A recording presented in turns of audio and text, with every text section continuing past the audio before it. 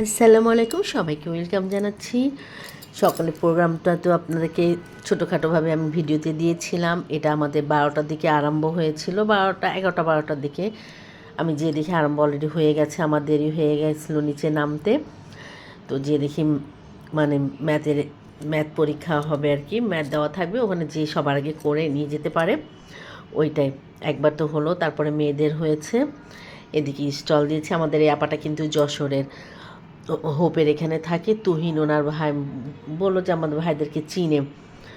যাই হোক, দেখেন একটার পর একটা স্টল দিয়েছে।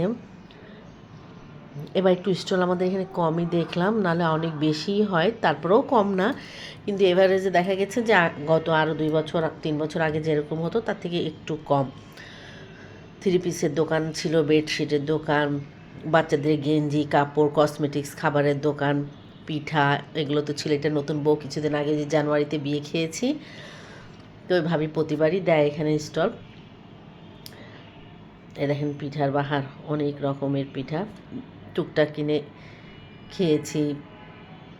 আর গরমও পড়েছে, প্রচণ্ড গরম আজকে, প্রচণ্ড মানে প্রচণ্ড গরম।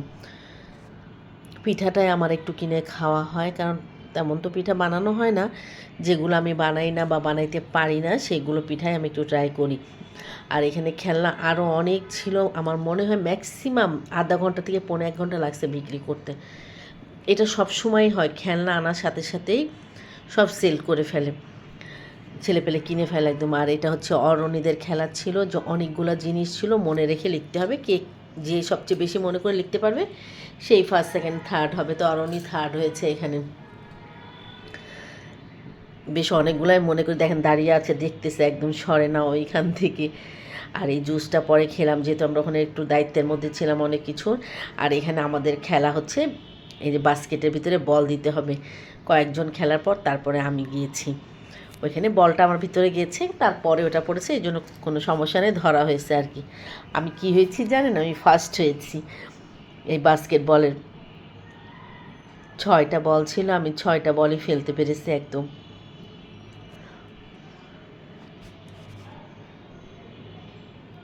গতবারও আমি ফার্স্ট হয়েছিলাম, পিলো পার্সে আমি ফার্স্ট হয়েছিলাম তখন, পিলো পাসিংয়ে। আর এবারও ফার্স্ট হয়েছি। তারপর আমার বাসায় একটু গেস্ট আসছিল সকালে, তাদের জন্য মানে একটু নাস্তার আয়োজন করেছিলাম। আর একটু বিরিয়ানি ছিল, বিরিয়ানিটা ওরা খেয়েছে আর কি। তারপরে আবার নিচে গিয়েছি, নিচে গিয়ে দেখি যেমন খুশি তেমন সাজো, এগুলো সব জিজ্ঞাসা করতেছে। এখন অবশ্য ফার্স্ট সেকেন্ড থার্ড জন্য ঘটক যে ছিল অসাধারণ। আমি তো ভাবিরে বলে আসছি যে ওকেই ফার্স্ট দিতে হবে, মানে এত সুন্দর করে সে আসছে। এটা অরণি হচ্ছে মাইনস্টোন স্কুলে যে ওই যে একটা মিস বাচ্চাদেরকে অনেকে বাঁচিয়েছিল, ওটাই সেজেছিল ওখানে। আর এই দেখেন ঘটক, মানে ও যে এত সুন্দর করে হেঁটে এসছে, এত সুন্দর করে বলছে, ওকেই মনে ফার্স্ট করবে পরে। কারণ আরেকবার কিছু খেলার মানে আর কিছুর জন্য ছিল, তো এই জন্য বাকি ছিল, এই জন্য বললো যে দুইজনে একবারে দেখে তারপর তোমাদের ফার্স্ট সেকেন্ড থার্ড করব। আর এটা আমরা দুপুরে খাওয়া দাওয়া করেছি, আমি আর আপনাদের ভাইয়া। আমাদের পান্তা ছিল, ইলিশ ছিল। সাধারণত তো তেমন খাওয়া হয় না পান্তা, ভাবলাম আজকের দিন একটু খাই, অসুবিধা কী আছে। এই উপলক্ষে যদি একটু পান্তাটা খাওয়া হয়, পান্তা খেতে ভালো লাগে কিন্তু তেমন খাওয়া হয় না পান্তা।